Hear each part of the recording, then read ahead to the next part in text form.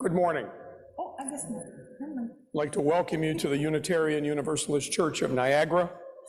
My name is Ron Skowronski, and as we begin our service today,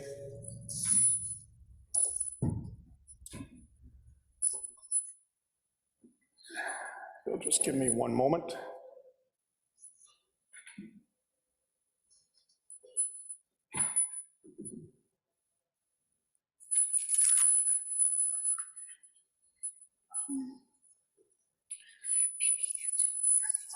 We begin with these opening words. What good is it, my brothers and sisters, if you say you have faith but do not have works? Can faith save you? If a brother or a sister is naked and lacks daily food, and one of you says to them, go in peace, keep warm, and eat your fill, and yet you do not supply their bodily needs, what is the good of that? So faith by itself, if it has no works, is dead.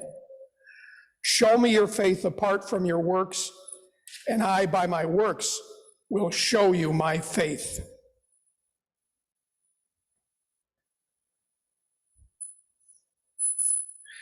If you'll take the words in your cover for our chalice lighting, and please repeat with me. May the light we now kindle inspire us to use our powers to heal and not to harm, to help and not to hinder, to bless and not to curse, to serve you, Spirit of freedom.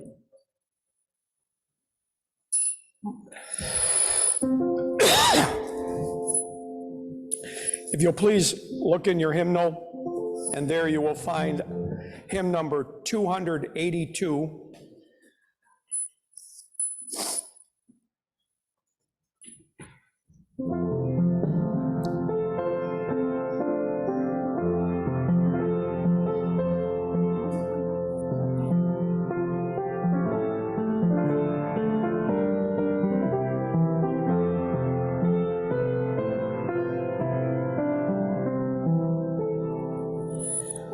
Let the whole creation cry, glory be to God on high. Heaven and earth awake and sing, to your God your praises bring. Sun and moon uplift your voice, night and stars in God rejoice. Sunshine, darkness, cloud and storm, rain and snow in praise perform. Chant in our ocean fair, earth soft rushing through the air, birds with morn and dew elate, sing with joy at heaven's gate.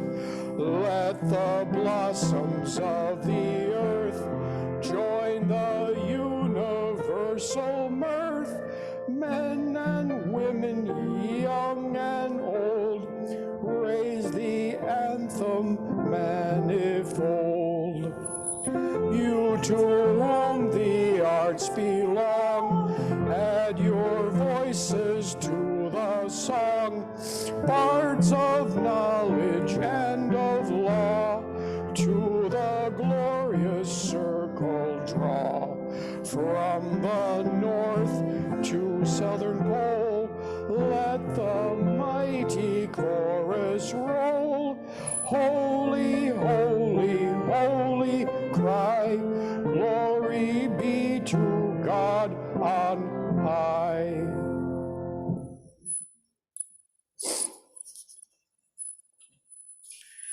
If you'll now turn to page 2, responsive reading 728.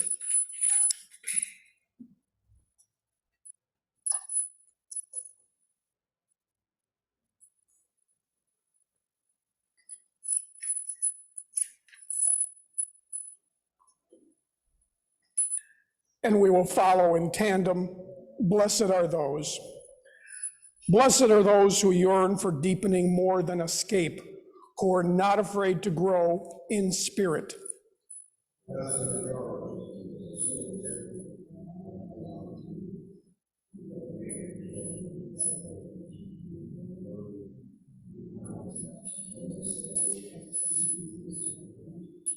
Blessed are those who bring their children, who invite their friends to come along, to join in fellowship, service, learning, and growth.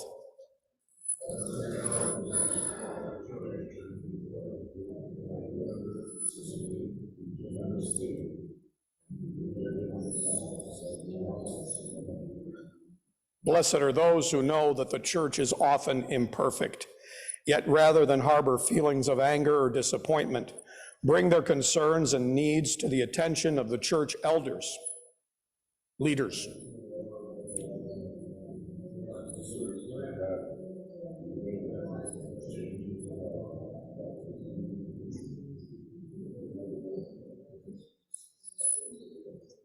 Blessed are those who speak their minds in meetings, who can take and give criticism, who keep alive their sense of humor.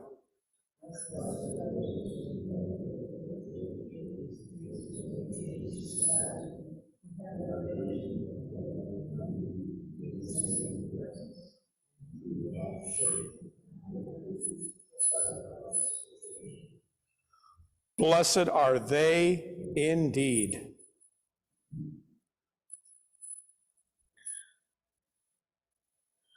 Now we come to the portion of our service that we refer to as our joys and sorrows.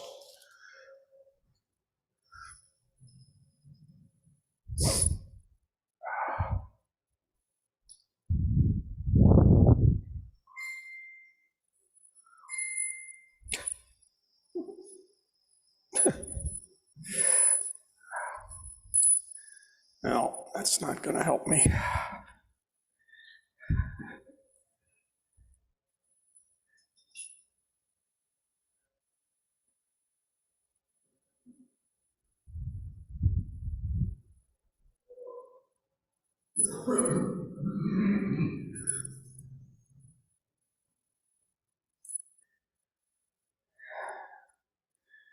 Today I have a deep sorrow. On this past Friday, a very dear friend of mine of many, many years, Carol Sinello, who lived in Florida, passed away from leukemia. And subsequently, I know of at least two other friends of mine now who are in Roswell, Margaret Zavora, and Lynn Ferget, who were both in Roswell, as I said, struggling with a form of cancer. And so we light that candle of concern and memory. And I do have one great joy. On this Tuesday, the 6th of June, my wife Cecila and myself will be celebrating 25 years of married life. And I must say, I am truly blessed.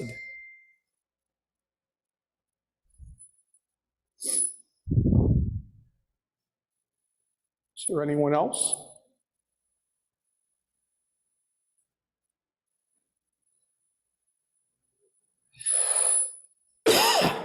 Excuse me.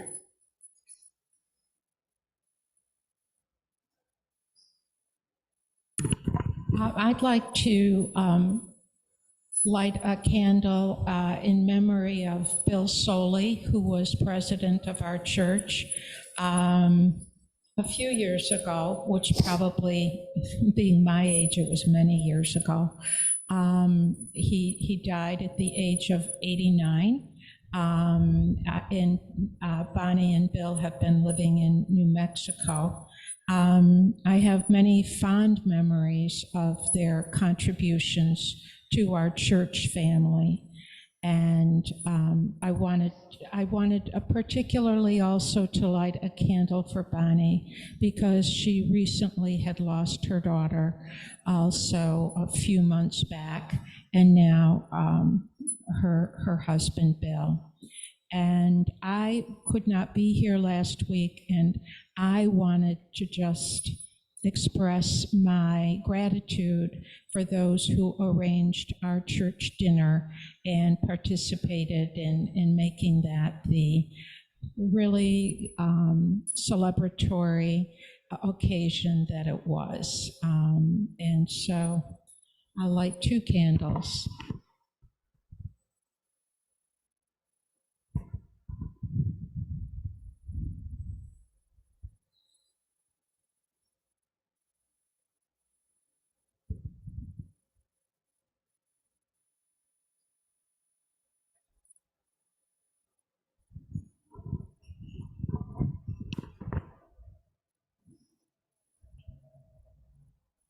Anyone else? Last call. Okay. We now come to that portion of our service, the offering, where just as we have been reminded in our responsive reading, we are sincerely grateful for your generosity, because without your generosity, it would make this ministry virtually impossible.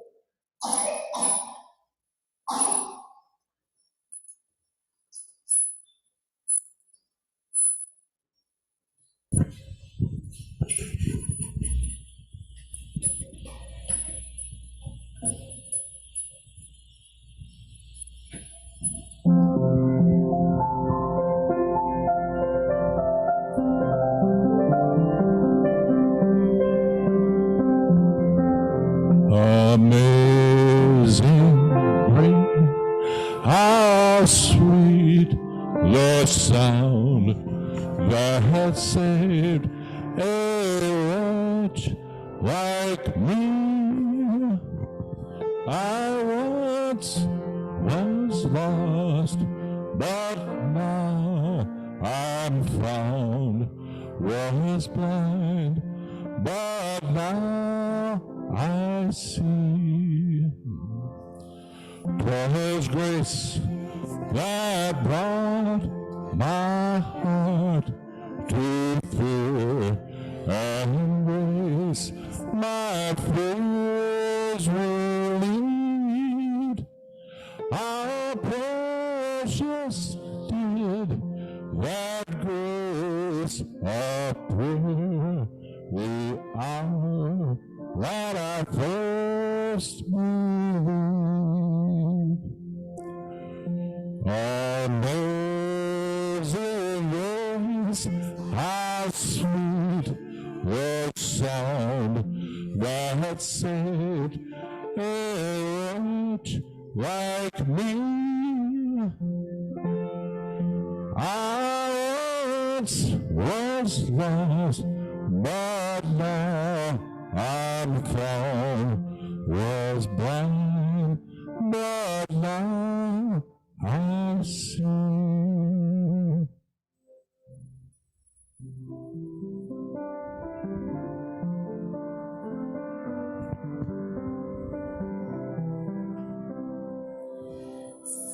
Spirit of life, come unto me.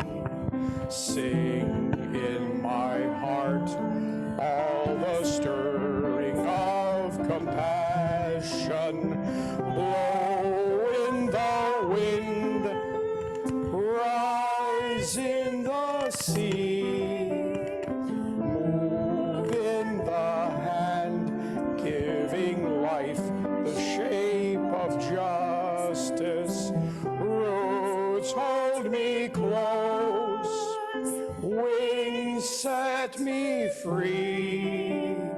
Spirit of life, come to me, come to me.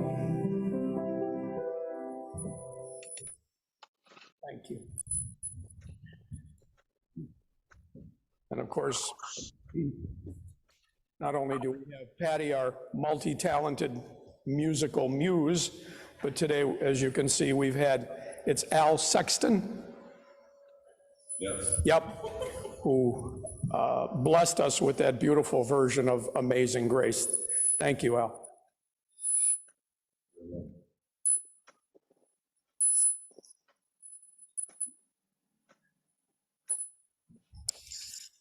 You know, some days, excuse me, you almost feel like it's really difficult to get out of bed in the morning. Sometimes it doesn't feel like it pays to chew through the restraints. A moment to get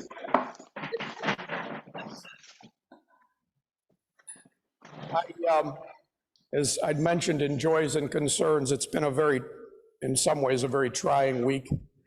And I capped it off today by getting up and looking around my office and couldn't find my glasses. So if I read things out of context today, please forgive me. I'm going to do the best I can. You know, as I mentioned in the, was mentioned in the introduction, the church year is coming to a close. This will be the last time I see you until September.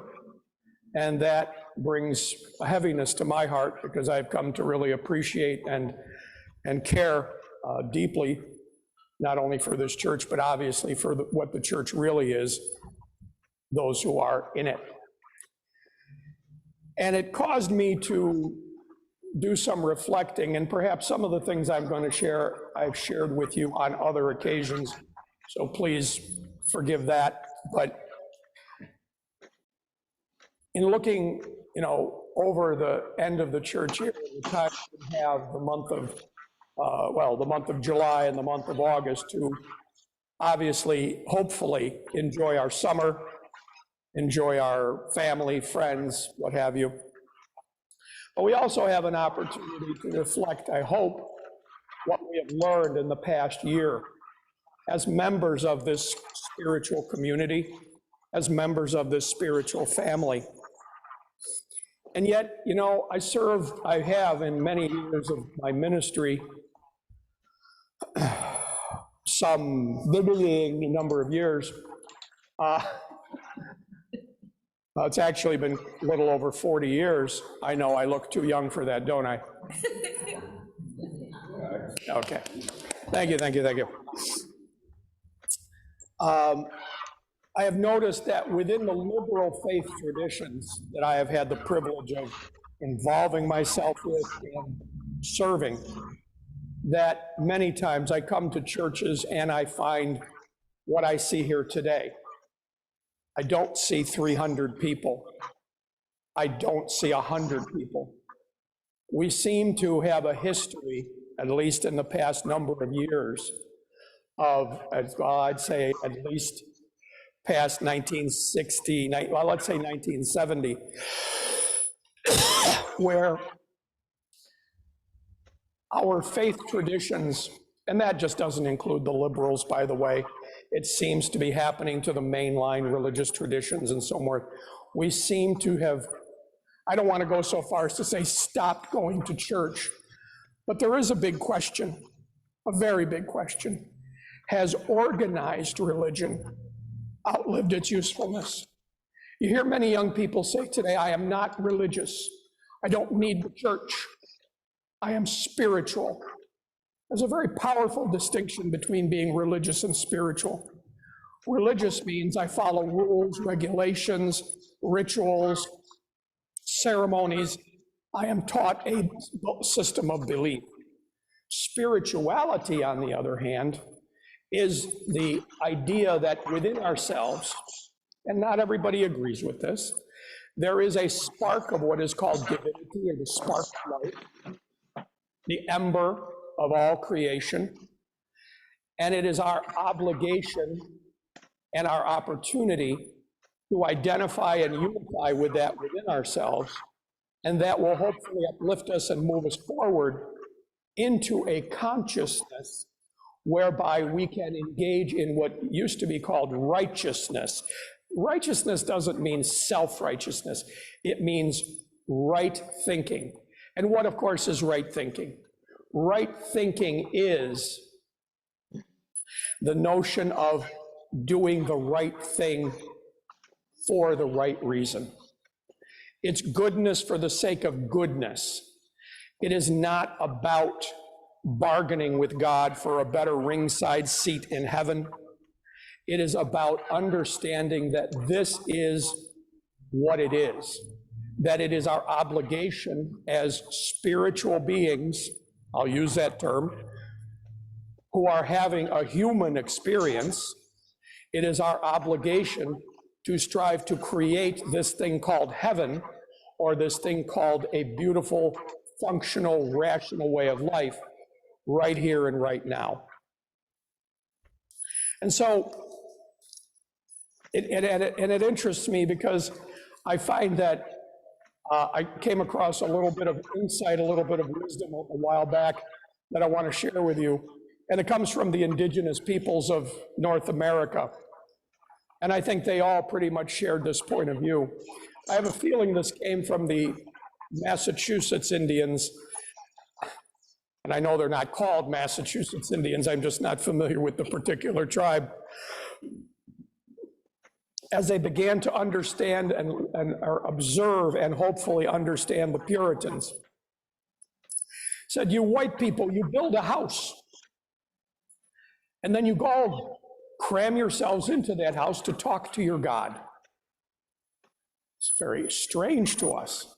We come out of our dwellings and go into nature, and the Great Spirit speaks to us in all things.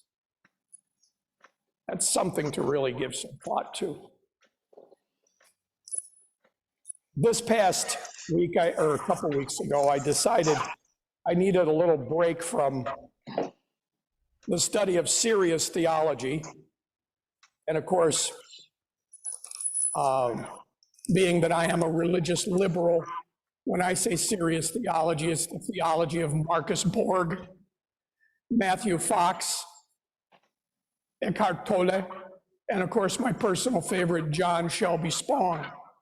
Now, if you don't know any of those names, I encourage you to get to know them, because they will help you overcome some of the things I'm going to be talking about in just a minute. So I decided I wanted to break away from that. And I said, let me just get a book that's a fun read. My wife says, yeah, to you, a fun read is Aristotle's Ethics. And she may not be that far off, but I found a book called The Church Across the Street. Isn't that a nice title? The Church Across the Street. Makes it kind of feel welcoming and homey, doesn't it? It was printed in 1963, and it was basically 15 separate chapters on 15 separate Christian denominations. And I admit it, I very much, because of my orientation, try to understand just what has happened to the Christian tradition from its beginnings to the present time. It makes me very confused, but that's another story. Anyway, so I picked this book up and I thought, how interesting. I think I'm going to read this, and I thought it was going to be a joyride. Oh, you know, the Presbyterians started here, they did this, they did that. Here's how they organized their missions, and here's how they do this, that, and the other thing. And that indeed was pretty much the last third of the book. The first 2 thirds of the book were a bloodbath, an absolute 5-star Technicolor bloodbath.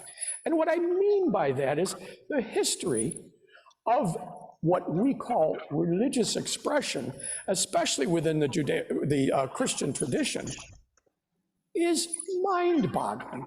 And so many people don't or haven't taken the time. They go to a church, the music is lovely, the words are lovely, hopefully they won't feel too, and again, I'm a little biased, they won't feel ostracized, condemned, or reproached, but hopefully they will be encouraged and uplifted. And so I'm reading this and I'm like, oh my God. And so I'm reading this basically from the 1300s, right on through the early 1800s. Excommunication, shunning, unspeakable. I dare not even speak of the methodologies unspeakable torture and imprisonment, not for 30 days, but for periods of like 6 to 13 years. And of course, everyone's personal favorite, burning at the stake. Burning at the stake was almost common practice, all in the name of God, all in the name of salvation. Our own Michael Servetus, who was the antecedent of the Unitarian movement, died in 1553, burned at the stake at the hands of John Calvin, who brings us the Presbyterian Church. Jose Ballou, thankfully, had a much more easy time and did not enjoy, pardon me, I misspeak, did not go through those horrors of burning at the stake or anything like it, but he passed away in 1852, and of course he was the antecedent to the Universalists. Now, getting back to Servetus, Servetus's biggest crime was he wouldn't accept the Trinitarian concept, God the Father, God the Son, God the Holy Spirit. And John Calvin could have said, you know, in the name of Christian mercy, in the name of God, in the name of the Christ, be free. Nope. He was trying to protect and defend his beliefs, So he said, light them up. And that's how that ended. As we progress into modern thought, because that book was enough, by the way, more than enough. That's the kind of stuff that nightmares are made out of, and we call it religion. But I recently came across a quotation from Aldous Huxley. And Huxley was an agnostic. And it shows in his quote, but I want to share it with you so that we can reflect on, again, the history that I have just spoken of a moment ago. And I quote, "It is man's intelligence that makes him so often behave more stupidly than the beasts. Man is impelled to invent theories to account for what happens in the world. Unfortunately, he is not quite intelligent enough, in most cases, to find correct explanations. So that when he acts on his theories, he behaves very often like a lunatic. Thus, no animal is clever enough, when there is a drought, to imagine that the rain is being withheld by evil spirits, or as punishment for its transgressions. Therefore, you never see animals going through the absurd and often horrible fooleries of magic and religion. No horse, for example, would kill one of its foals to make the wind change direction. Dogs ritually urinate in the hope of persuading heaven to do the same and send down rain. Asses do not bray a liturgy to a cloudless sky, nor do cats attempt, by abstinence from cat's meat, to wheedle the feline spirits into benevolence. Only man behaves with such gratuitous folly. It is the price he has to pay for being intelligent, but not, as yet, intelligent enough." During the Middle Ages, we did have some bright lights. Meister Eckhart, a Catholic mystic who died in 1328, brought forth a tremendous bit of wisdom that I wanted to share with you. He said, and I quote, "Anything that does not bring you comfort about God is a lie." Now, mind you, they wanted to burn him at the stake too, but he just became too popular, so he was the one that got away. I hope there were many more. So, again, I say, what has and continues to be going on that's gone so very wrong? The human race, again, for whatever reason, and I'm sure psychologists and sociologists would spend another 100 years trying to figure this out, to be obsessed with the notion of correct belief rather than correct behavior. And most of that correct belief borders on, not borders on, but would specifically be understood as psychological, which leads to physiological, as I have shared, abuse. It amazes me that all religions begin in mysticism, spiritual mysticism. And yet, unfortunately, as history will continue to bear out again and again and again, it ends in politics. I think one time I shared with you a story about Richard Bach, who wrote Jonathan Livingston Seagull. And he wrote a novel called One. And in the novel, there are two characters who come upon a monk named Leclerc. And Leclerc is kneeling in front of a fire, and he's reading these pages. And the pages were beautifully written, and it talked of love, compassion, empathy, all of what I will call, if you'll excuse me, divine attributes that we in our humanness strive to express. And these two characters, and the one reads it, says, these are fantastic, these are beautiful, they have to be, pardon me, they have to be somehow preserved, they have to be somehow taken and kept. We need to share these with all of mankind. And he proceeds, and then Leclerc turns to him and says, oh, would you? Well, then you would have to name these. What shall we call them? The pages. And what would happen after that? You would choose to organize them, and codify them, dogmatize and creedalize them. You would then choose to form a Pageite brotherhood. And no one who disagreed with the brotherhood would be tolerated, and perhaps sometimes even killed for their heretical beliefs. And then others would resent the pages, for they have pages of their own. And what he did, in a nutshell, was basically describe the conflict that happened between the Christian and the Islamic traditions. And again, make no mistake, I'm not just picking on the Christian tradition or even now the Islamic tradition. People come along in this day and age, and like, I forgot the actor's first name, his last name is Gere, who always, thank you. I knew the ladies would remember. Richard Gere. And there is a dynamic proliferation of Buddhist thought. And it is a beautiful philosophy, and it impacts many, many Unitarian Universalists as well. But if you were to study its, let's say, underbelly, its darker side, and you would do the same with Hinduism and every other religion you can think of, you consistently see this. Non-believers will be rewarded, whether here and hereafter. Non-believers will be punished, not only here, but in the hereafter. So the question is, what do we do about this? What do we do about this?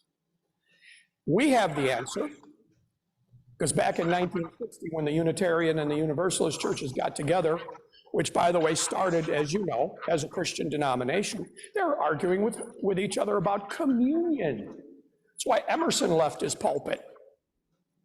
Okay, so let's, we are not the pot calling the kettle black. We have, we participated in that dynamic. But we came to a conclusion that beliefs are not as important as actions. Beliefs are not as important as what they motivate you to do. I often say, when I'm speaking to young people, what do you believe?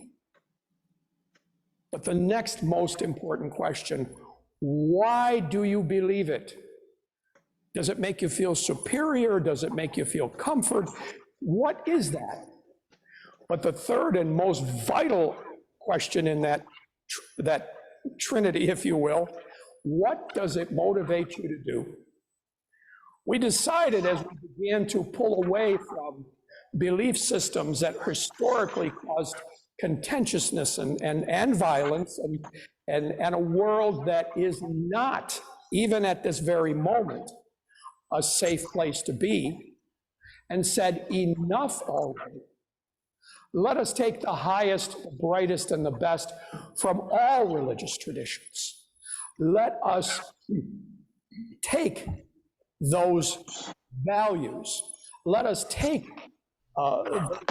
dedications, and let us do what is the most difficult aspect of our religious or spiritual life. Let us live them.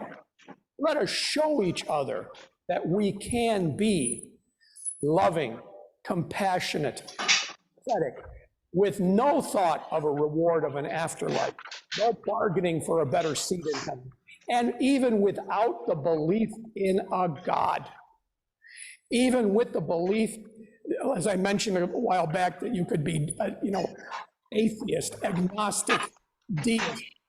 I just heard a new definition, at least it was new to me, omnist. An omnist believes that there is good in all religions, and that's the end of it. And I think that, so I think we're qualified to that extent as being omnists. But we have to begin to realize, and now I'm going to speak spiritually, if you believe that there is that divine spark within you, it is infinitely more healthy, emotionally, psychologically, to believe that this spark of divinity speaks to you and through you in the highest, brightest, and best ways possible. That when we take out the, quote, afterlife, when we take out the need of a specific anthropomorphic deity and all of the good guesses and creative rationalizations that all religious tradition has engaged in, then we can do what we are actually best at. We can comfort one another. We can walk with each other, talk with each other, compromise, create a world that works for everyone, not someone, not most people, everyone. This is a lot of hard work. This is the most challenging religious and spiritual dynamic you will ever encounter, and I think you all know that. I know to that end I'm preaching to the choir. But I'm tired of people, and you've heard this said before in the news, I'm tired of people saying, you know my thoughts and prayers. Yeah, and people are still buying. Does it mean God doesn't care? I don't. My personal belief, no. Other people's beliefs, they don't know, and that's okay too. But what I do know is that when someone says, when is God going to stop allowing children from being blown away in the schools or poverty or any of these horrifying things that we continue to allow, it's when we are sick of it enough to develop spine, I call it spiritual spine, to actually do something about it, to actually do something about it. And when it stops, we can be grateful that we have been inspired by whether it be the words of Jesus or the words of the Buddha or the words of so many others who are all saying the same. When you see need, meet the need. When you see suffering, mitigate it. Strive to be loving, kind. Do to others as you would have them do unto you. This is not, by the way, just spirituality. This is good old human rationalism, common sense, and it is born in, and I encourage you to also become familiar with the works of many, many humanists, because people say humanist, and it's like saying a dirty word in our culture today. Oh, they're humanists. Really? Humanists don't need an anthropomorphic deity. Humanists don't need a belief in anything other than the extreme dream, hope, and confidence that by our very nature, that by what we call life within us, we are capable of doing anything and everything we so choose. I go along with Mr. Huxley. We're intelligent, but even in today when we can send rockets into space, we've landed people on the moon and done all kinds of amazing things. We still seem to be not much more further developed than our brethren were in the Middle Ages. So I invite you to recognize that yes, perhaps a lot of what I've spoken of is outlived, and religious convictions that were holding people together out of fear or out of manipulation and control, that needs to be, as we have always known, swept away. And would I close this beautiful building and turn it into a plumbing supply store or a Popeye's chicken because organized religion has outlived its usefulness? No, because the truth is it really has not. But it needs to be reframed in order that we may take new breath, new life, new enthusiasm, and strive to do, just one person at a time, live the life that you've been dying to live. We all do it in little ways, and those are vital and important, but it is time to also begin to look at bigger ways. Some of you may say, oh, I'm too young or I'm too old. You do the best you can with what you've got in front of you, and that's enough, because you know what? You're good enough just the way you are. So yes, I believe we should come back here in September. I believe we should throw the doors open. I believe we should strive to have renewed enthusiasm, new energy, and do it to the best of our skill and ability. We have within us that life force, that spark that will give us anything and everything we've needed. It's been part of our human evolution, and I believe it can continue to be if we but believe in it, accept it, and allow it to be everything that it possibly can be. This is what I want to give to our children, our grandchildren, so that again, at the end of any of our lives, if we can look at ourselves, so to speak, in the mirror and say, I did my part in being part of the solution. I did my part in making this a world that works for everyone. See you in September. Thank you for your attention.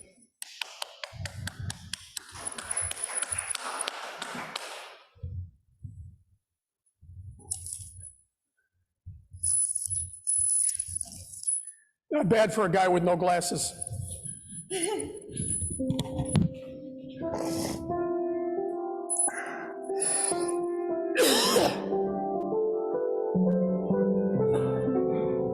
Let's turn in your hymn note to hymn number 300.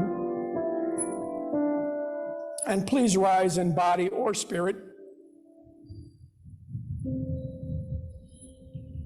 With heart and mind, voice and hand, may this time and place transcend, to make my purpose understood, a mortal search for mortal good, a firm commitment to the goal of justice, freedom, peace for all. A mind that's free to seek the truth, a mind that's free in age and youth, to choose a path no thread impedes, where'er light of conscience leads. Our martyrs died so we could be a church where every mind is free. A heart that's kind, a heart whose search makes love the spirit of our church, where we can grow and each one's gift is sanctified and spirits lift, where every door is open wide for all who choose to step inside. We're singing the same song. Kind of. Thank you. Please be seated.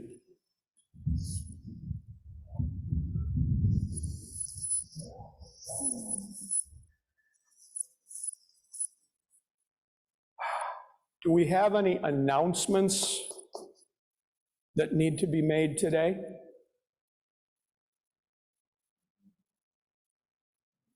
Going once? Okay. Yes, please, Peter. I don't know. I'm just going to remind people that last week I gave anybody the opportunity to learn a little bit about the elevator. I didn't think they had to do it. When you come to operate it, you started it with the box. I've seen that.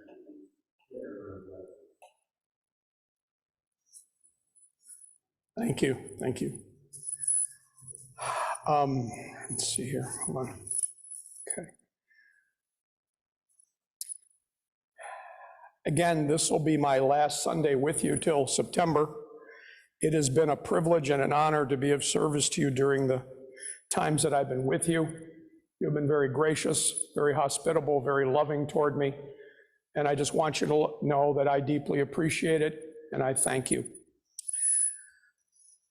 Now, as we continue to the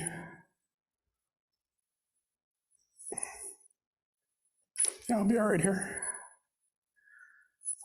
To the extinguishing our chalice.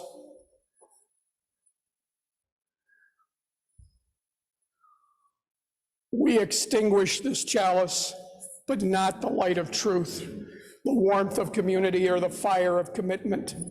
These we carry in our hearts until we are together again. Thank you.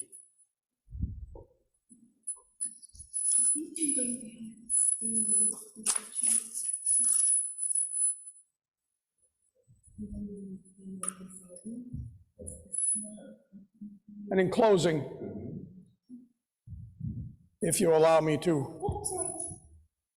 give you this benediction, as we go forth among all the children of earth, let that infinite spirit of life, that great spirit, motivate us, uplift us, and sustain us, so that as we go out there, we may not be inclined to engage in resentments, anger, hostility, bitterness, that we may always choose to be on the side of love, on the side of compassion, on the side of empathy, indeed, always on the side of justice. This is our prayer, but more so, it is our chosen destiny. Till we meet again. Amen.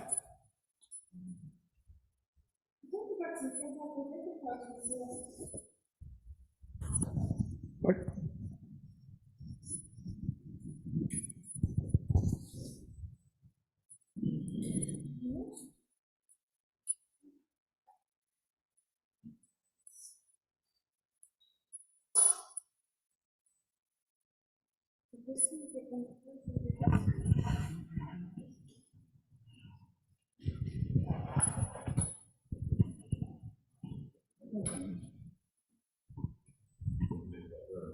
Thank you.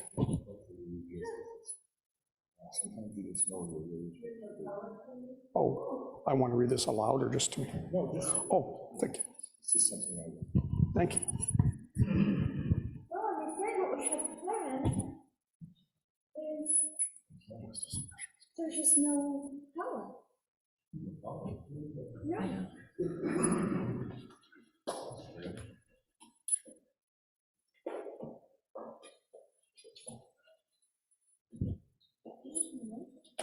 It was working earlier when I had it on. It's not the power, it's like that.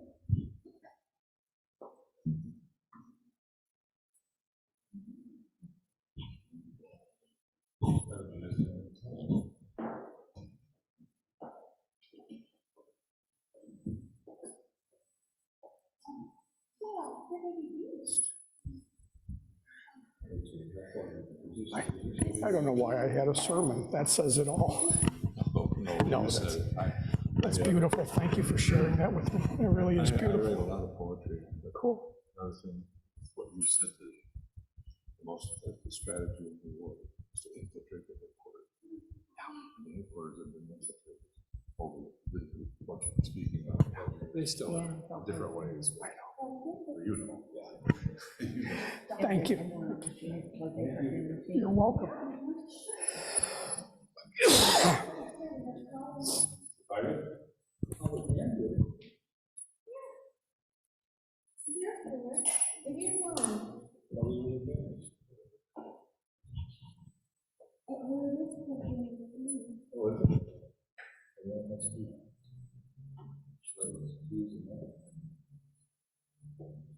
My machine is just dying. Okay.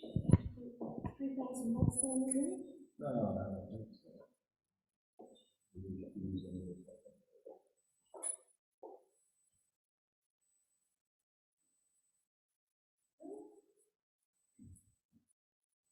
You sure it's plugged in exactly? Yeah. You want your acapella? Huh? You want your acapella? No, we hear me cursing because this is a very expensive piece of equipment. I'm really sorry.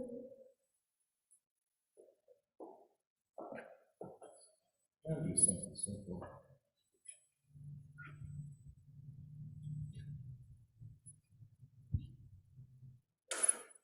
I wonder if I just. I'm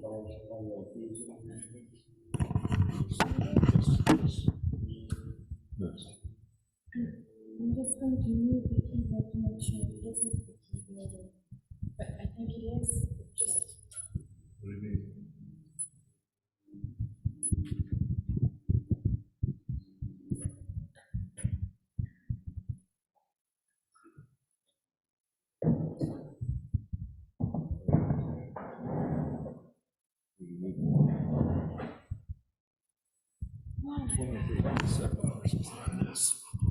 That's what I was talking about.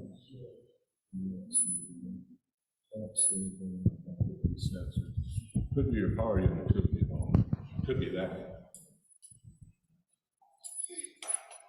You know, very well.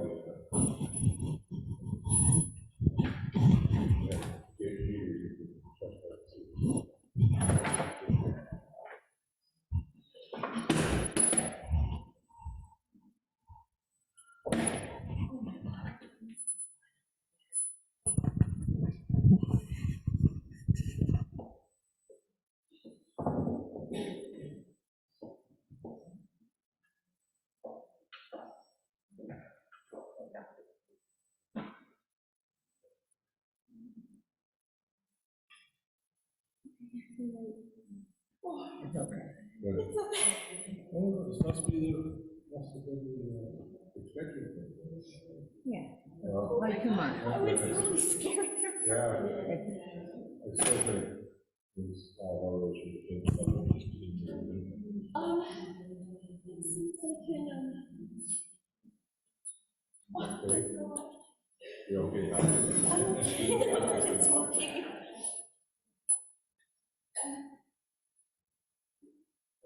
This is really weird.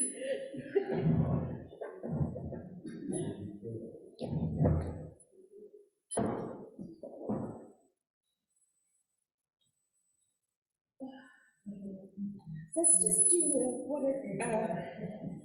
the first one.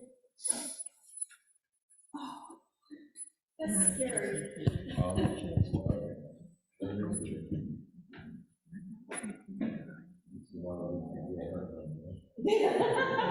That got the hard one.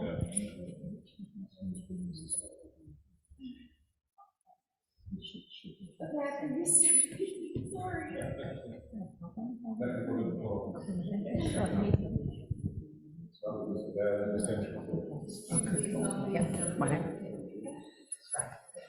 While they're finished getting ready, I did want to mention that next week is Snodgrass. That'll be his last time this year. And then 2 weeks after that, that'll be Donna. Donna will be here, but she won't be in person. She'll just be doing the Zoom. And then we'll start our summer programs. And then we're going to have coffee hour. We always have coffee hour after church, except the person who's doing coffee hour is sick today. But Kathy, I brought some Kool-Aid pie, so I guess you guys are going to get to try Kool-Aid pie. And Diane's going to bring some pasta salad. So we'll have some things. We're going to have something downstairs afterwards. I made Kool-Aid pie. With Kool-Aid, it was black cherry Kool-Aid, and I made some raspberry lemonade Kool-Aid pie. You're welcome.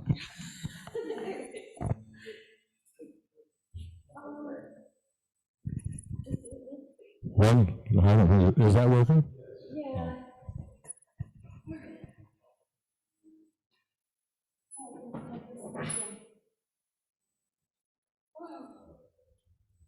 Sorry, I really, that wilted me.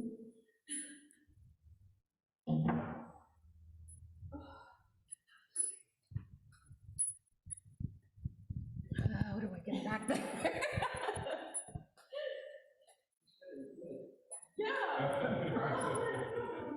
Oh, no. You expect it to be good? Oh, Lord. Bless us and save us.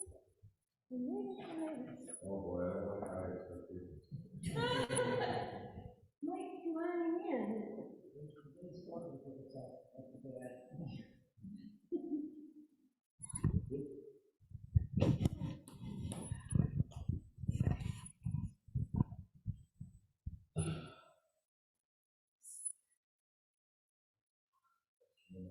Yeah, here we go. I hope I kind of need something.